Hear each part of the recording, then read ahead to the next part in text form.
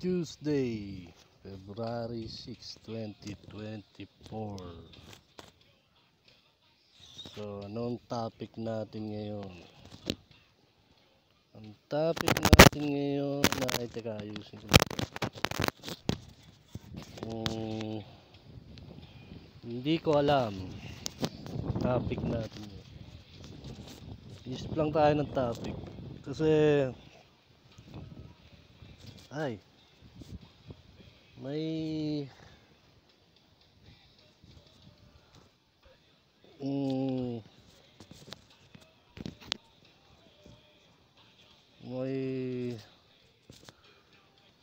ewan ko ano na bang balita kasi yung palupitan na ng tagas tong mga to. Ewan ko kung hindi ko na alam kasi siguro meron din sa ewan ko kung GMA o sabi nila ABS kasi sa mga radio station yung 105.9 mga ewan ko pa sa ibang station ng radyo. So talagang ibang klaseng tagas ang pinakikita ng malupit na mga baliw dito. At iisip ko ano ba yung patagyan muna natin itong bago.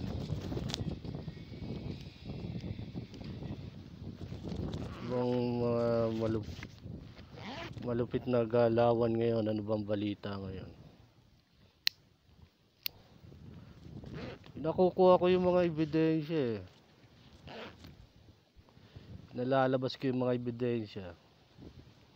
So pag lumabas yung mga ebidensyang yon, ewan ko, baka ako rin mismo papatay sa kanila pag lumabas yung mga ebidensyang yun. Pasalamat sila, wala akong gamit. Kung nagkagamit ako, baka hindi ko alam kung saan ang pupunta nila. Wala naman akong pakialam. May kaso ka sa akin, di mananagot ka kung may kaso ka sa akin. Meron nga pala yung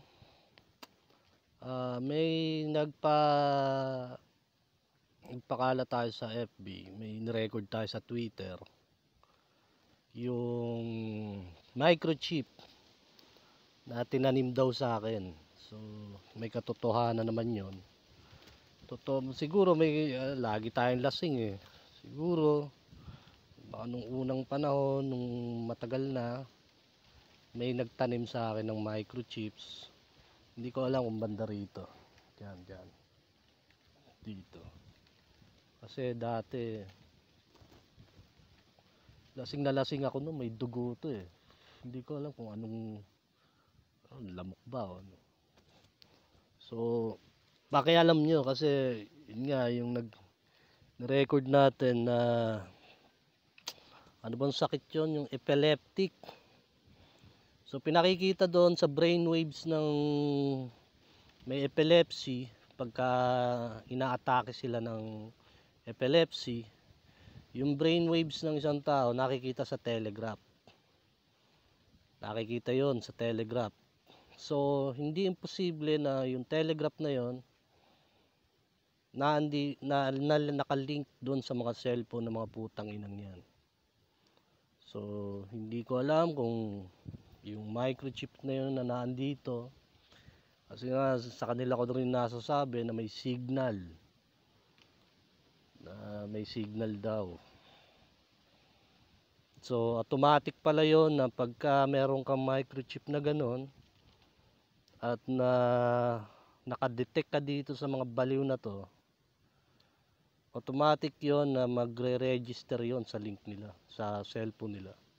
Pag nag-search engine yung cellphone nila, automatic yun na makikita yung signal sa'yo. So, hindi ko alam kung sino yung taong nag-bound sa akin yan o sino. Kasi alam nila yung brain waves. So, kung may iniisip ako, alam nila yon. Kung meron akong nagugulat ako, alam nila yon. Pagka ah, brain waves, yan yung parang electricity. Kasi tayo, yung katawan natin merong electricity. Ang sinasabi, meron tayong kuryente sa katawan. Hindi naman ganun kalakas na, siyempre lahat ng bagay na yung puno nga may electricity yan eh. So nakakapagpasindi ang puno ng isang 15 watts o 10 watts na bulb. So yung gagong yan siguro, hindi ko alam kung sinong gumawa ng mga putang na yun. So baril na lang ang hinihintay ko para walang gumawa nun eh. Dito sa Cavite, dami akong pwedeng lapitan, pwede kong pagkunan ng baril. Pero kahit isa wala akong nakuha. Kahit isa wala akong kahit 22 wala. Zero.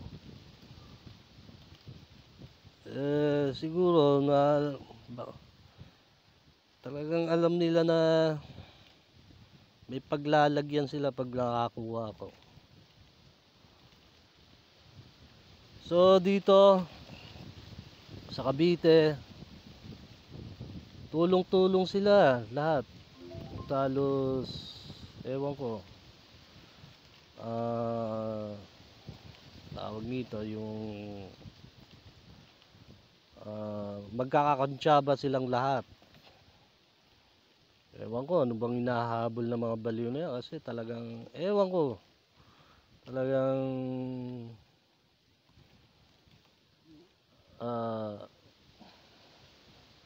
hindi ko alam kung anong klase. Hindi ko may spelling yung anong klaseng tagas ang meron ng mga to. Kasi nga namomonitor ako ng mga putang inan to. So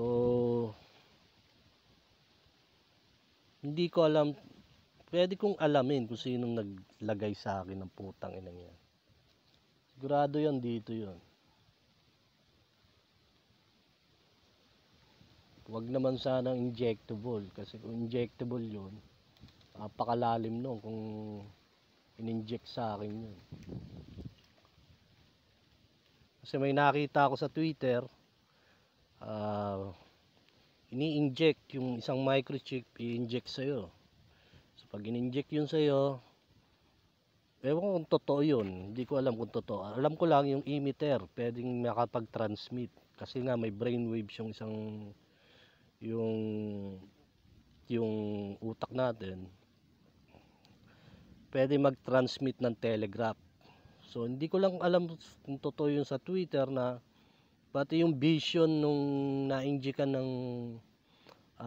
ng microchips, nakikita din nila. So ganun yung nakita ko sa Twitter, na pati yung vision, mamaya papakita ko sa inyo, pati yung vision nung na-injectan na microchips.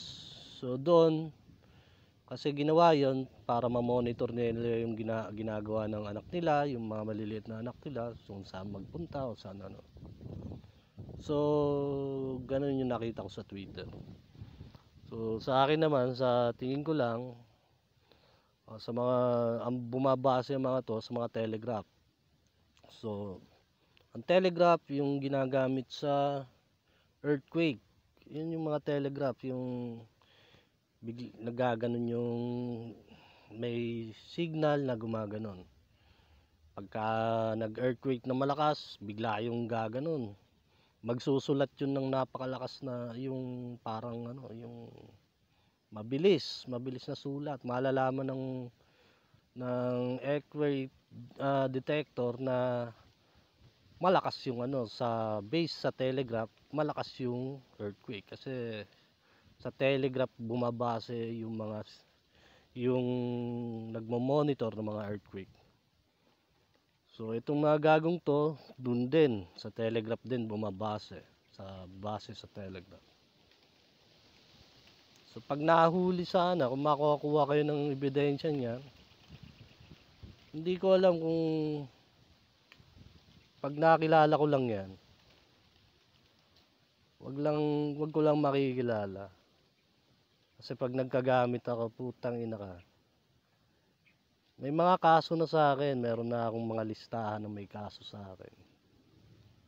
Dami sila. Wag lang ako magkakagamit, talaga may paglalagyan kayo. Pakarami nila, naku po. Kaya tulong-tulong sila kasi ewan ko talaga magkakadamayan sila. Damay-damay sila. Wala akong pakialam sa kanila. So nakilala na tayo, ewan ko kung totoo. So nagpapakala tayo doon sa Vatican ng mga link.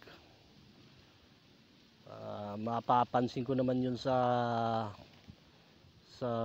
social media. Kasi pati yung mga tropa ko doon sa social media, biglang naglalaylo, biglang tumatahimik. Biglang nag-a-unfriend. Yung pala mainit. Kasi nga hindi naman ganun basta-basta yung mga ewan ko nga kasi noon pagka usapang religion, siyempre usapang Diyos, natural lang, siyempre normal lang. Hindi natin alam na ang pagka nakisawsaw ka sa mga ganyan, meron na palang mga hidden agenda na ginagawa mga gagong yan. So eto na nga yung ewan ko sinong gumawa ng putang inang yan, sinong nagtanim sa akin yan. Wala lang akong gamit na pwedeng, kasi makikita naman yan makikita yan sa detector, nagde-detect ng device.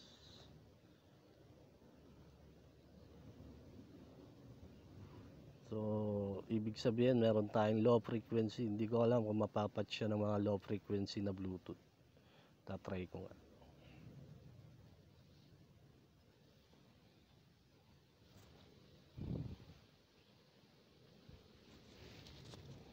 So yun.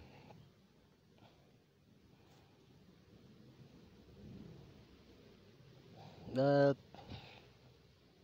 ewan ko kasi talagang nako po, araw-araw yun sa Bagtas, talagang magulo sila doon. Talagang halos wala namang pagkakaiba yun sa mga lugar na tinirahan ko.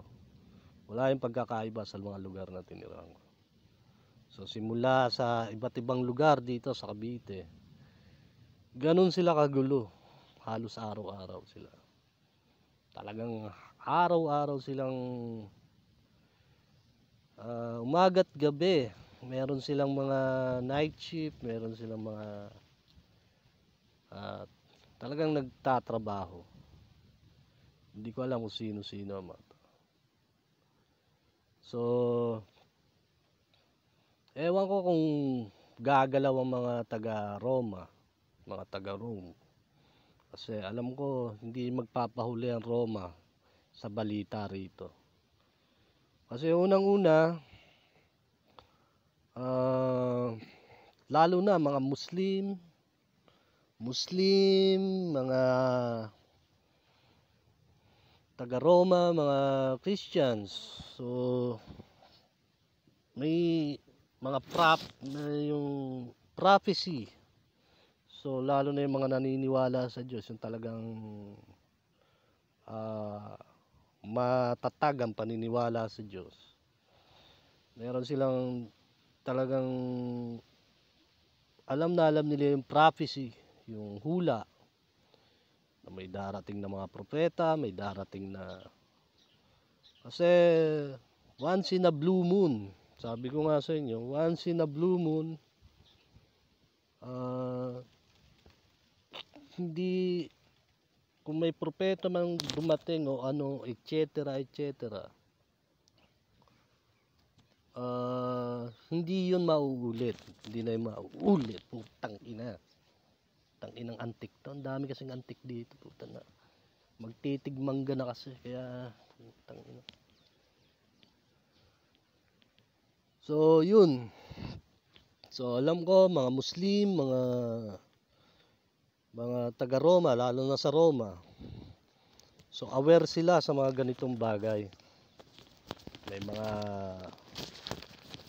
hula, may mga, lalo na mga pastor, mga propeta, mga propetang dadating. Yung iba yung pipiling propeta na self-proclaim na propeta, tayo naman ay hindi ganun. Hindi naman tayo propeta. So, hindi ko alam kung anong tawag sa atin. Kasi rocker tayo, so ayoko lang tinatawag na ganun. So may mga ganun na self-proclaim na propeta, meron yung nababasa ko, Prophet Benjamin, Prophet Goku, Prophet Saiyan, Prophet Batman, Prophet Kulapu. Di ba, pag nagbabasa kayo ng sila na mismo nagsasabi na propeta sila kasi nga sabi nila prophet Prophet Batman, Prophet. So, alam ko aware ang mga Muslim, lalo na mga Muslim. Kasi, ang mga Muslim, talagang nakatutok sila sa mga propeta, lalo na sa mga hula, sa mga hinuhula.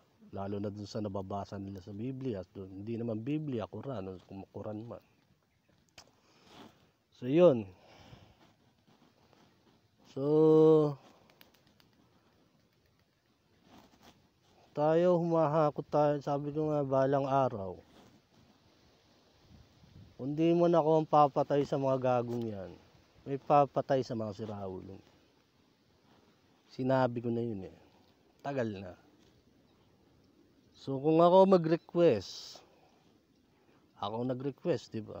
Sino ba tayo? Nagkakagulo na nga sa radyo Hindi ko alam kung anong nangyayari sa ibang bansa. Pero damang-dama ko yung mga rin nila rito sa Cavite.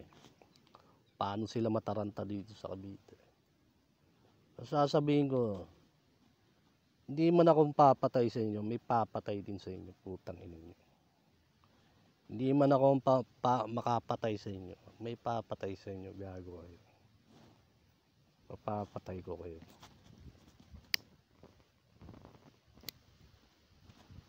So, yun ang nakasaad sa kasunduan ko. Yun ang kasunduan ni Jan. Mga sumusunod, naniniwala sa The Rock. Yung gumawa ng alamat sa buong mundo. Totoo ba yun? Tangina, baka self-proclaim lang din ako Baka nagboboka-boka lang tayo dito tapos self-proclaim lang. Naku po. So dapat totoo lahat ng sinasabi ni Jan bago tayo makipagbokahan dito. So totoo ba na gumawa tayo ng legendary sa buong mundo? Legendary na alamat sa buong mundo. Isang mythical na nilalang na gumawa ng ibang klase sa buong mundo. Kaya nga sabi ko, wala man magbigay sa akin ng gamit dito. Siguro papapatay ko kayo. Di man ngayon, pero darating yung araw na papatayin ko yung gago kayo. Yun ang sabi ko. Taga mo sa bato. Sabi ko nga, di ba? Taga mo sa bato. Kasabihan ng mga Pilipino, taga mo sa bato. Sa akin naman, taga mo kahit saan. papapatay kita, putang na ka. Di ko kilala eh. Naandyan lang sila sa paligid. Meron talagang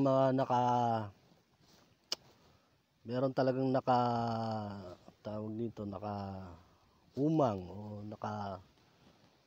nakapwesto para tarantaduhin tayo kahit saan dito. Hindi ko kilala yung mga gagong yan. Feeling close. Mga nagpipiling close. Hindi ko nga kilala, close. Putang ina. Papatayin kita. So, yun. So, hindi natin alam kung ano pang balita sa iba't ibang lugar o iba't ibang bansa. So, sabi nga, kasi sa Diyos lang din ako naniniwala na pagka sinabi niyang darating ang wakas, pag ipinangalat mo ang pag-aral na yon, talagang darating ang wakas. So, anong logic doon? Kasi ang logic doon, hindi nila pwedeng kontrahin ang Diyos. Kung ano yung nakasulat sa Quran, kung ano yung nakasulat sa Biblia, hindi nila yung pwedeng kontrahin.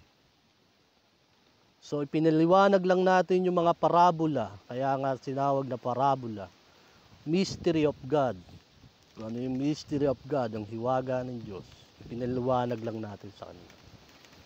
Kasi nga, mga engot, hindi yata nakapag-aral ng kinder, hindi nakakabasa, hindi sila makabasa, tanda-tanda na mga putang na, hindi makabasa.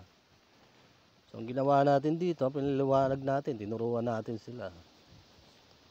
Tanda-tanda na, putang na, hindi ka pa rin marunong bumasa. Diba? So, yun ang pinakakalat natin, yung aral na yon.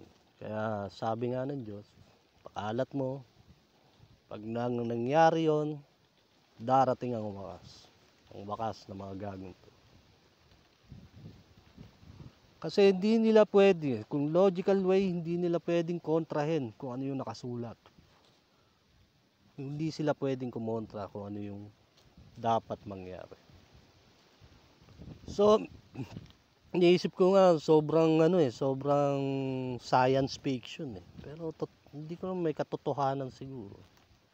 Kasi sa yung mga nangyari sa Biblia na may mga taong sinabihan si Jesus na hanggat hindi nila nakikita si Jesus,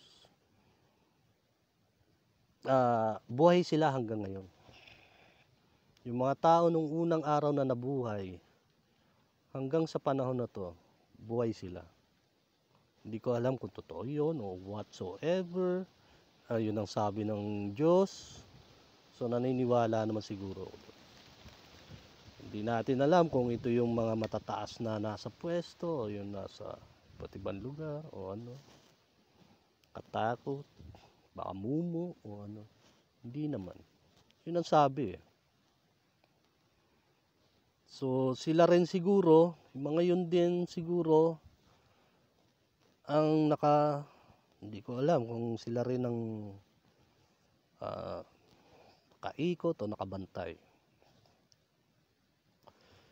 Sobrang science fiction, pero sabi ng Biblia, totoo, hindi totoo.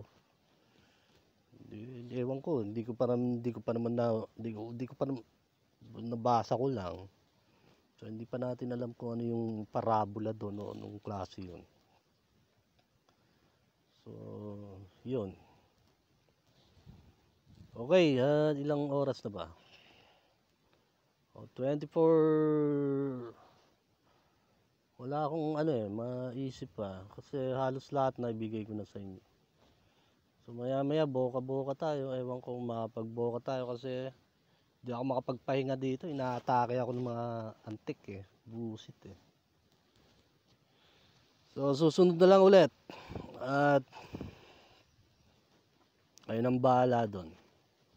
Makibalita kayo sa balita kayo sa radyo, lalo na doon sa 105.9 The One.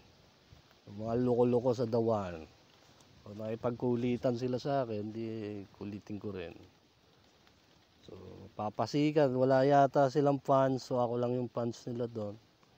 So, pasikatin, kung gusto nilang sumigat. Taga Las Piñas daw yun eh. So, yun, makabilita kayo sa radyo, AM, FM, sa mga television, sa mga kahit saan. Kasi, sasabihin ko sa inyo, ibang klase na. Ibang klaseng galawan. Talagang, kung sa tagas na tagas, hindi ko alam kung anong klaseng tagas ang meron ng mga to. So, dahil nga namomonitor nila ako, nagagago nila ako mabuti rito. Doon sa microchip na nakabaon daw sa akin. So, nagbabase sila sa telegraph na nakikita nila doon sa cellphone. So, ilalagay ko dyan yung link ng mga ebidensya na about sa mga linking ng mga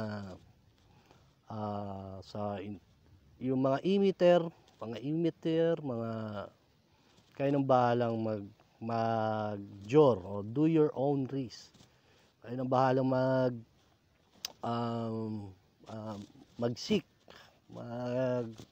magdiskubre ng madidiskubre nyo sa mga ginagawa ng mga gagong to. Kasi hindi ordinaryo. Sabi ko nga, kung di ko, lalo na yung matatanda, naku po, walang alam niyo yun sa mga technology. Lalo na yung mga hindi marunong bumasa, hindi marunong sumulat, wala yung alam sa mga technology na meron tayo. So, dapat maging aware sila doon. Kasi, alam nyo, hindi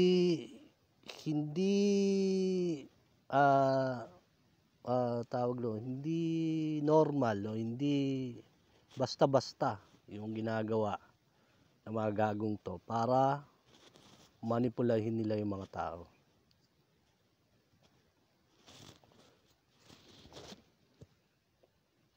Hindi basta-basta yung ginagawa ng mga gagong to. Ewan ko sinong nagtanim sa akin yan.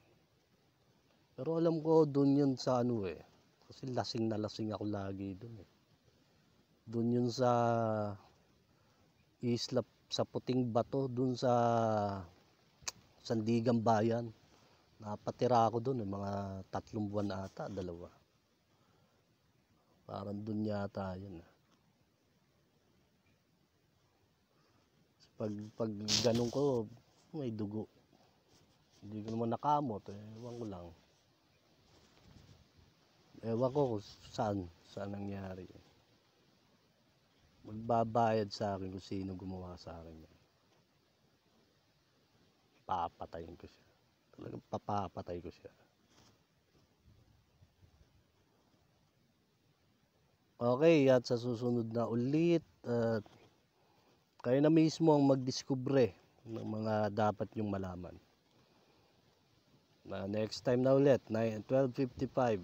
Maya uwi na ako. Hindi ako makakatulog dito. Puti. Dami antek. Okay.